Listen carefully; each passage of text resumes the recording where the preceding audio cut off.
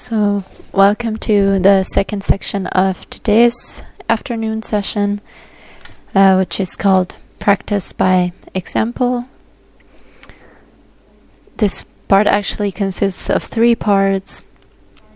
First, we have a presentation on the results of a workshop that took place last year, as you can see here behind me. In the second part, we'll move on to the practice. So presentation on this Dominican monastery, on this church that we're in here today, which is part of the University of Bamberg. And then, first of all, we have a lecture on this ICOMOS IPCC DBU workshop that took place last year. And here Constanze Fuhrmann and Baudis will give us the results and also talk about what they found. And I'm going to introduce both of them briefly. Constanze Fuhrmann is standing to my right. She studied art history, history and cultural studies, as well as sustainable heritage, and since 1997 she has been scientifically and practically active in the field of monument preservation, restoration, and building culture mediation, among other things at the Fraunhofer Institute for Computer Graphics Research and the Fraunhofer office in Brussels, and the Federal Foundation for Building Culture. Since 2019, she has been head of the Environment and Cultural Assets Department at the German Federal Environmental Association, where she promotes innovative projects in the field of cultural heritage, sustainability, climate change, and digitalization.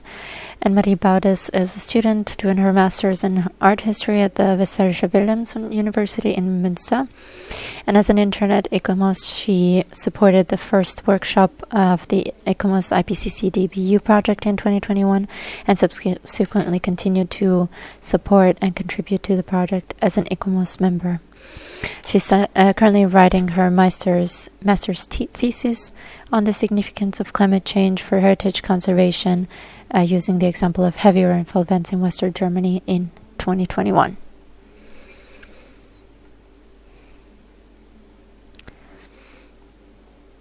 Yeah, thank you very much for the kind words. As I said, my name is Constanze Fuhrmann.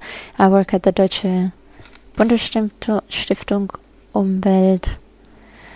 I work at the German Federal Environmental Association, where I am head of the Cultural Heritage Protection Unit. And for those who don't know us yet, the DBU is one of the largest foundations in Europe that supports innovative projects to protect the environment and preserve cultural heritage. And of course, this is also in relation to climate change. I've initiated a large number of activities in the recent years that deal with existing risks associated with climate change. We talk about adaptation strategies. Ms. Rode, thank you for mentioning us in your presentation. Thank you for mentioning us in your presentation, which means that you've already gained an initial insight into the projects that we're also promoting in this area. So it gives me great pleasure to be able to present to you today, together with Marie Baudis from ICOMOS Germany, a very exciting and extremely topical funding project, namely the Connecting Culture project, the Connecting Culture Heritage in the IPCC project, as it is officially called. I changed a little bit. The title is now slightly different than the one mentioned in the brochure. And this project was initiated some time ago by ICOMOS International and also with the cooperation of ICOMOS Germany in order to promote political decisions that are necessary in the field of cultural heritage more strongly when it comes to climate change and climate measures and adaptation. The IPCC project was launched at the urging of UNESCO, thus responding to the long-standing request of the World Heritage Committee to initiate and intensify cooperation between member states and relevant climate actors, especially with regards to the cooperation of actors in the cultural heritage sector with the IPCC, i.e. the Intergovernmental Panel on Climate Change. And this is an important concern for UNESCO. The latter had in fact already launched the so-called Reflection Group on Culture and Climate Change with ICOMOS 2020 in the run-up to one of the IPCC sessions. as it saw climate change as the greatest threat to cultural heritage, but at the same time its added value in responding to climate change. So ultimately, culture as a key resource for climate change mitigation and for adapting to it. A realization that is not groundbreaking for those of us who work in this field, but of course plays no role at all in global climate policy. Unfortunately, there are important policy documents such as the Sendai Framework for Disaster Risk Reduction, as well as the Global Diversity Framework, and of course the Sustainable Development Goals, which we are all familiar with, which emphasize the role of culture and natural heritage for sustainable development. But what is tragic is that neither the extent of destruction nor approaches for better protection find adequate space in central agreements. The United Nations Convention on Climate and amendments to the Paris Agreement, we know them all, but they do not mention culture and heritage, or if they mention them, they do so marginally. This means that we still have the situation in which the topic has so little visibility in the global climate discourse. The best example I always give at this point is the US package of laws and strategies that we are all familiar with by now. The much-cited European Green Deal, which aims to make many areas of life climate-friendly. It's a master plan to make the green transition in the EU commendable, of course, and indispensable for becoming climate neutral by 2050. But of course, it is also stupid here that the added value of cultural heritage in the relevant areas such as innovation, energy efficiency, or social change are not adequately taken into account or are not mentioned at all. And yet, the situation is not much better in the climate sciences. Here we can see similar deficits at the global level, and this also applies to the IPCC and its reports. We do have paragraphs that we can point to, a growing awareness about this issue. For example, in the 5th assessment report and the special report on global warming, they touch on the subject a little, but here too we have to note that the explanations are still fragmentary and simply do not reflect the state of affairs in the form that would actually be appropriate. These shortcomings ultimately prompted the UNESCO World Heritage Committee to strengthen its relations with other organizations that deal with climate change, such as the IPCC and the UNFCCC, in order to include the topic more strongly in the future. The result is a wonderful project. This wonderful project, the aim was to record the current state of knowledge on culture in climate change within climate sciences, and ultimately place it strongly here. In other words, for the first time, to take stock of the current state of knowledge on the connections between climate change and cultural heritage at the international level, to assess the state of knowledge in this area, to make strategic recommendations on how culture can be placed on the international climate agenda, and how, in the end, cultural resources can be better used for protection and adaptation strategies.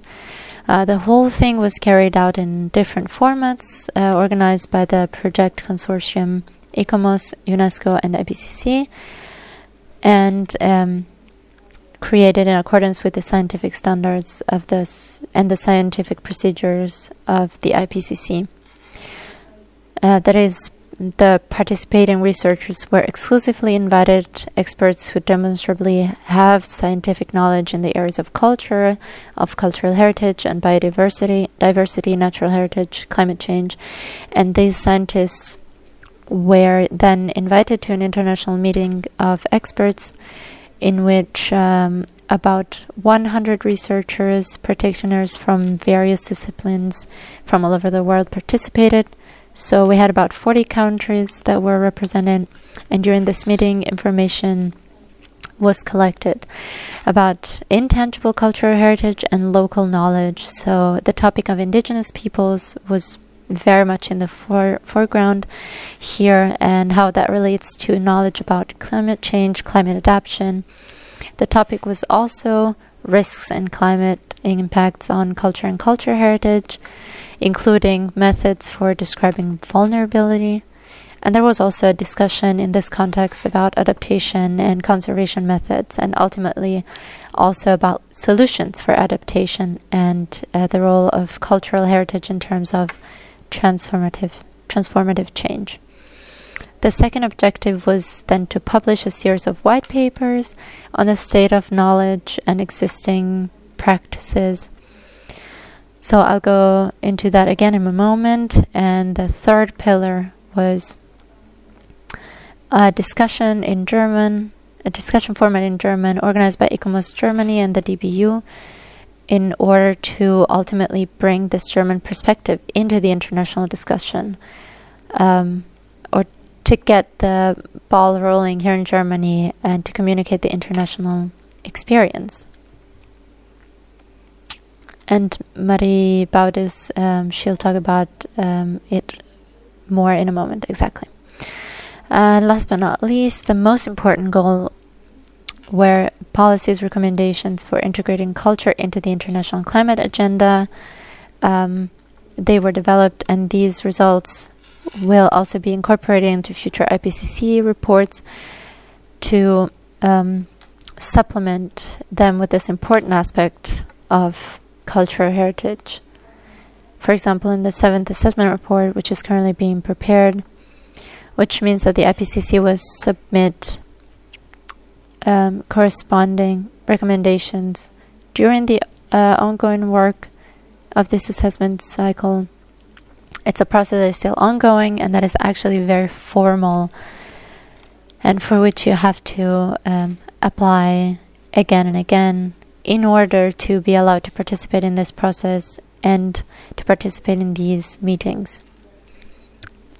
Right. And it is also planned to include the results in the special report on climate change in cities. The IPCC always has special reports that are published, or perhaps even a special report on cultural heritage and climate change. If that happens, it would, of course, be a great success, because the role of cultural heritage for transformative climate protection measures and climate-resistant sustainable development would also be recognized. And with that, I think we would really have achieved a lot when it comes to the visibility of our own discipline. Well, let's move on to the results. The most important results are a series of publications that have emerged from these formats. For example, the global research and action agenda that you see on the left-hand side of the slide, and the 3 white papers next to it that I already mentioned, which address topics such as intangible cultural heritage, historical knowledge systems, and the impact, the vulnerability, and the risks of climate change for culture and cultural heritage, and ultimately the role of culture and natural heritage. I don't want to go into much detail here now. That would also go a bit beyond the scope of what we're doing here. So I have the links here on the slides, so if you're interested, you can download them. They're open source, so they're always available. And here are just 4 more points that I picked out that I thought would be relevant for today. The action agenda, as I said, lists a number of key messages, and the first key message was formulated in relation to social and cultural sciences. So the discussion on climate change and adaptation strategies needs additional consideration beyond climate science. For example, from the social and cultural sciences, because so often the discussion ultimately takes place in silos along scientific disciplines. This means that we also need stronger cooperation here within different disciplines, climate science, social science, but of course also restoration science as such. The other point is, of course, that historical knowledge also needs to be more strongly included in the discussion on climate change, as this can of course offer a new perspective for adaptation and risk management. This is of course a very important aspect, since traditional knowledge systems have not been fully included in the discourse on climate change and adaptation so far. And I think this is where we can also provide important added value, especially with our knowledge in our field. The same applies to local indigenous groups. The issue of indigenous peoples was, of course, a very important topic at the international level. Here in Germany, of course, it is not quite as relevant, but of course the inclusion of local groups, which must be included in the concrete climate risk management, is a very important one, since an understanding of the effects of climate change on local communities is also related to this, and understanding this is also fundamentally based on this. And that also means that the loss of and damage of intangible cultural heritage must be better understood in this context. And yes, the last point, the role of cultural tourism in connection with climate change, which also needs to be critically researched. It is not new knowledge that cultural tourism does not really have a positive effect on the climate because of the carbon emissions from traveling, from the hospitality sector and so on. That is, of course, major dilemma, especially in regions, particularly in the global south, where tourism is also a very important source of income. The first successes of the project are already visible when we look at the World Climate Conference that took place in Egypt last November. For the first time, the role of cultural heritage in climate change was discussed more broadly during the negotiations there, which means that the project results that were generated were introduced into the discussion, and the topic was explicitly taken into account in the resolutions for the first time, was included in declarations, for example, on loss and damage and on adaptation to climate change. And it was the first time ever that the role of culture and cultural heritage was discussed more broadly in the context of the negotiations. Of course, this is really a complete success because culture is ultimately appreciated here in two respects. On the one hand, as a immaterial resource that is worth protecting, but of course also as an important level for transformative change towards more climate change resilience. And we're currently having a similar discussion in Germany. I don't know who knows about this, but the National Adaptation Strategy is also currently being revised. This means that efforts are currently underway to incorporate these findings. And I was very pleased to be invited by the Ministry of the Environment to make my contribution here. That means that I will, of course, also try to place the added value of cultural heritage there. And we recently hosted a parliamentary evening in Berlin at the state representation of Baden-Württemberg, where we once again addressed precisely these topics in order to get into the relevant political programs, and ultimately in the hope that perhaps at some point we will receive a necessary research project, a research framework program, because we haven't had one for decades. Well, at this point, I would like to hand over the presentation to Marie Baudis, who will now present the German discussion, the German workshops with the results. Marie, the floor is yours.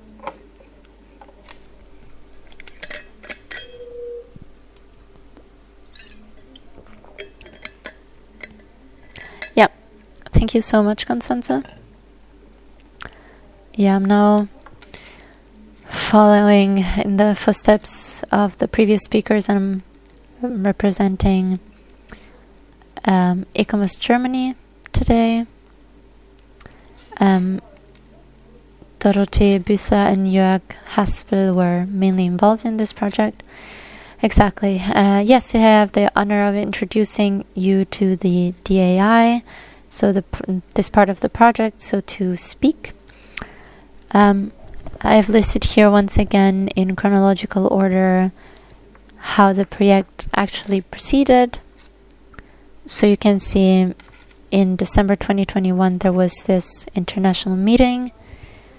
The summer before that there was a German workshop with selected invited experts, a kind of preparation for the international meeting. Yeah, right. And as a follow-up to the meeting, an event was organized in the summer of last year that was kind of translation service. So what can we take away from this international knowledge to bring to Germany? And the last part, or one of the most important results in the position paper, which I will discuss later. Right. In the first event in 2021, which was preparation for the international meeting, so in this first event, a questionnaire was sent out to all experts in advance, and this was intended to be very comprehensive and had many pages to see how much these invited experts knew about cultural heritage, but also climate science.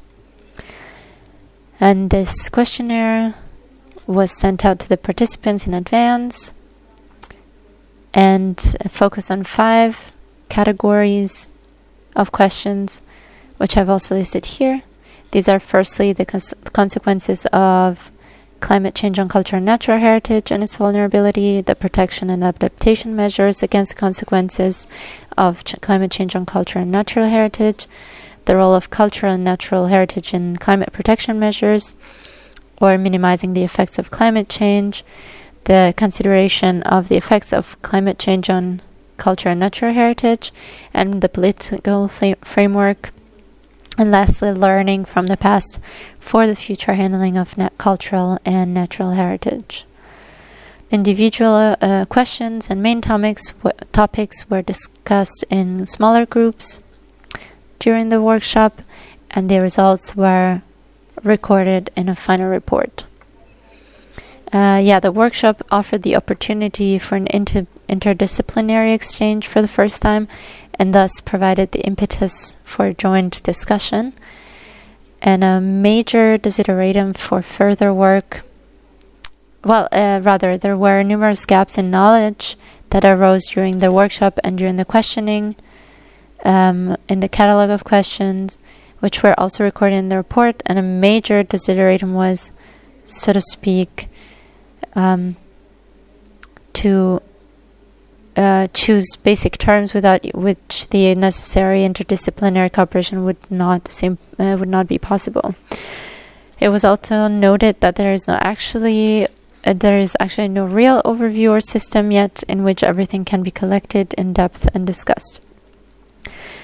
Furthermore, there is no overview on the research that has been done so far, and this knowledge was then taken into the international meeting in winter 2021, and here's a link where you can find and read the report in its entirety. Right. After the conclusion or completion of the international meeting, so German translation work was done as a second part, and for this purpose a meeting was organized, which on the one hand conveyed the results of the international knowledge state, and co-authors of the 3 white papers, which were presented by Ms. Fuhrmann, were invited to present the content of the white papers. And the second part of this event, which was also particularly important and lively discussed, was an exchange about the challenges that arise or are revealed for the German-speaking countries. For German-speaking countries. Right. Maybe I will mention briefly something about the content of the white papers, which also coincide somewhat with the key points that Ms. Fuhrmann has already mentioned from the degree, has mentioned earlier. White paper on the topic of knowledge systems focused very strongly on the fact that the solution to this major problem requires an exchange of different knowledge systems, and that is precisely a matter of recognizing the most diverse knowledge systems and working with them, such as indigenous, traditional, and local knowledge systems, and recognizing these and implementing them respectfully with one another.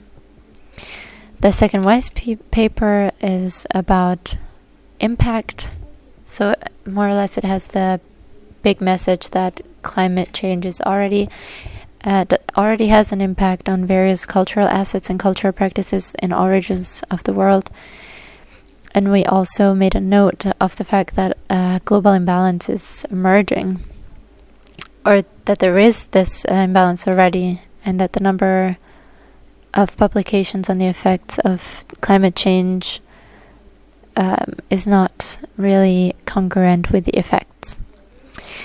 And the third white paper is on the topic of solutions and focus on the fact that we are now in the moment of the now, so to speak, which means that we are now in the time in which we need to find creative new solutions. That is precisely what can only be implemented jointly and work together, and can only succeed if we work together. And the second part of the event was about what lessons and conclusions can we draw for ourselves from this. And first of all, the question was to clarify.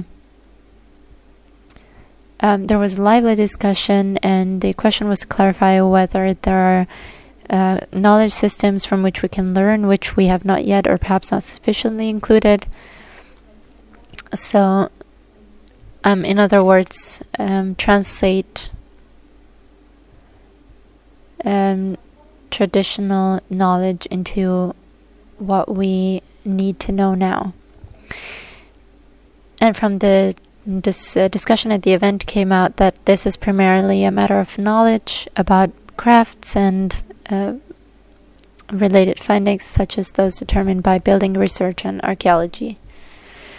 Another important point that came up in the discussion is that knowledge systems in Germany are very specialized, which makes it difficult to exchange information between one another, or it requires a lot of organization. And finally, the question was, what can we already do now? How can a single person already act and take action? And there were some suggestions, for example, advice in practical monument conservation on the connections between damage to monuments and climate change. And in addition, the convening of working groups or different groups and workshops on different topics was suggested, as well as the preparation of interdisciplinary papers and documents. Following this event, there was an initiative to draw up a joint position paper. So between November of last year and May of this year, various institutions drew up a joint position paper. ICOMOS and the German Federal Foundation for the Environment participated, and in addition to them there was also the UNESCO Commission, the General National Committee for Monumental Protection, the Climate Service Center, and the Association of Monument Management Office in the federal states.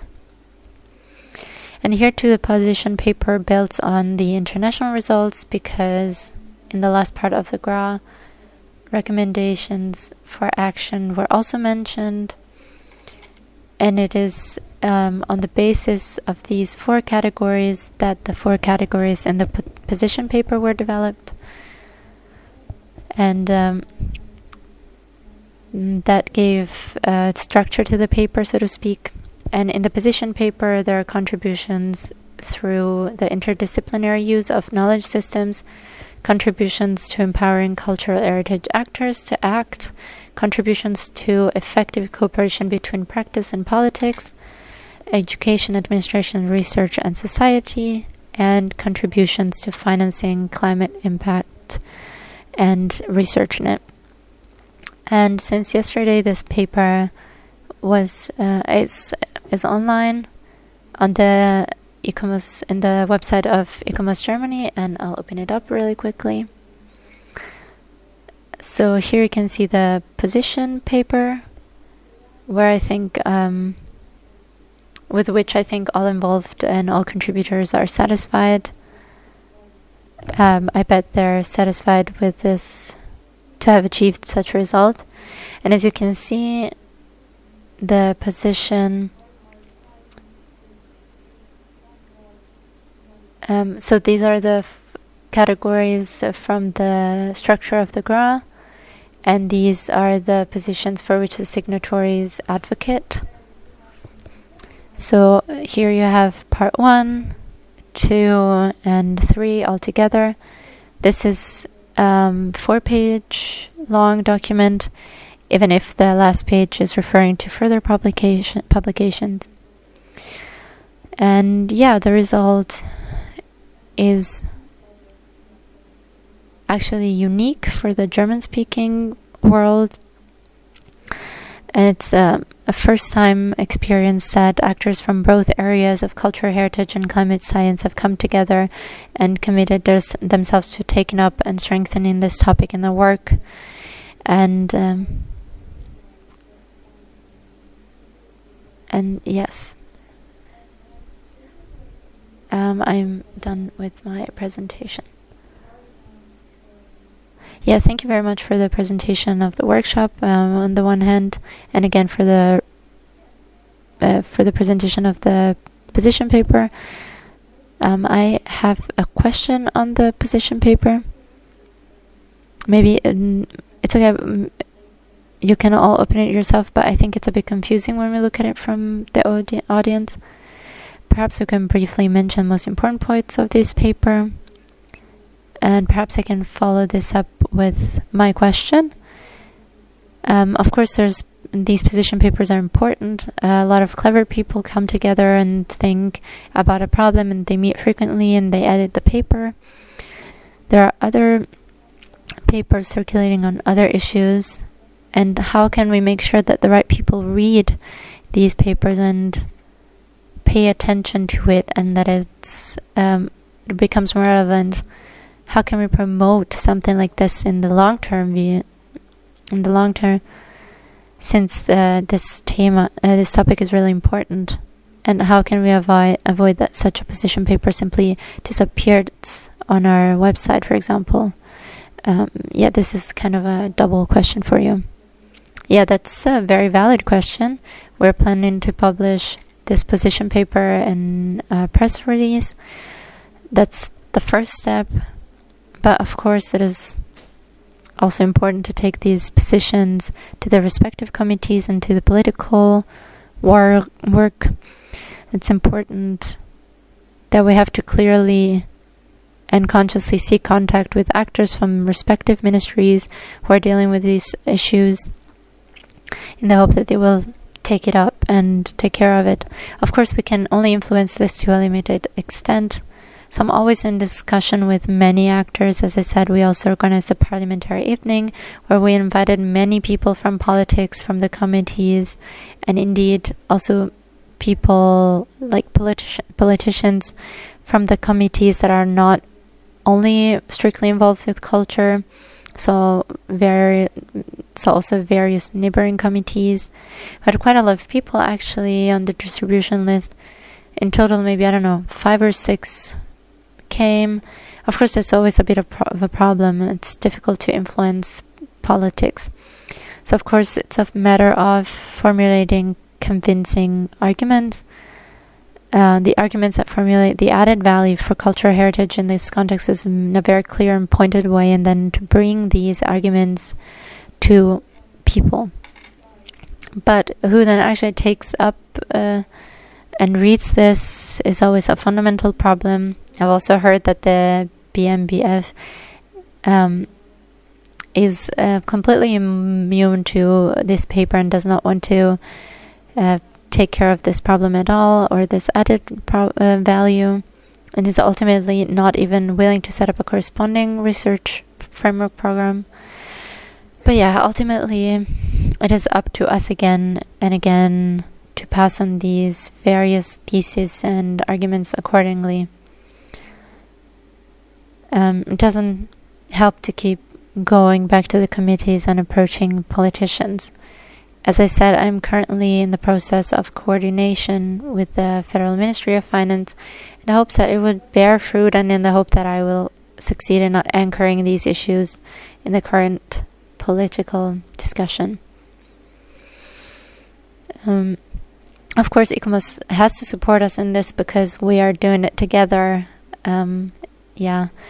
Of course, it's also a question of perhaps starting at the regional level, so regional policies, maybe try to persuade, to convince, and draw the big bow to the big politicians and politics again.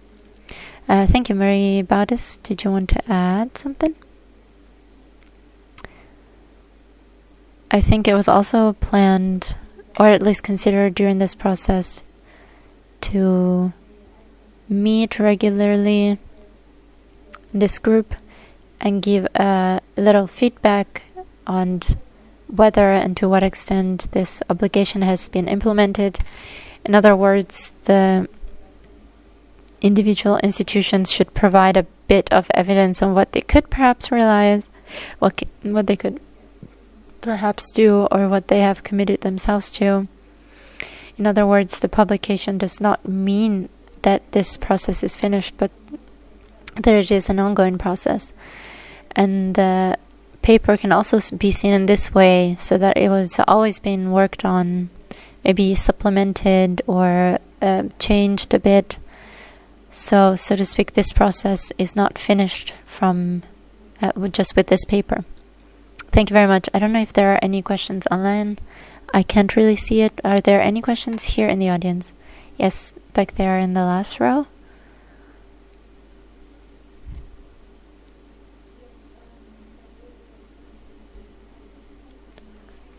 Is it working? Yeah.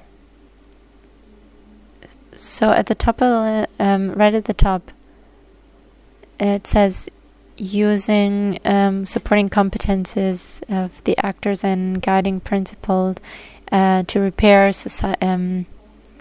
for repairing and to create a society and sustainable education. And I asked myself, actually, on the one hand, how far are we? To what extent is what we define, what we do, avant-garde? Are we the example?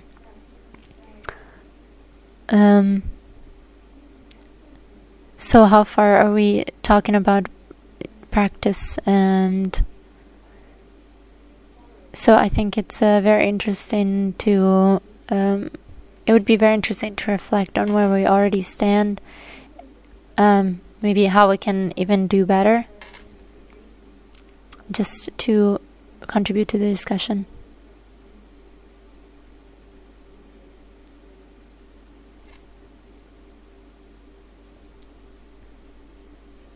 Does anyone want to say anything about this comment?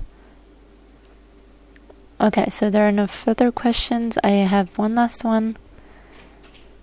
Maria, you said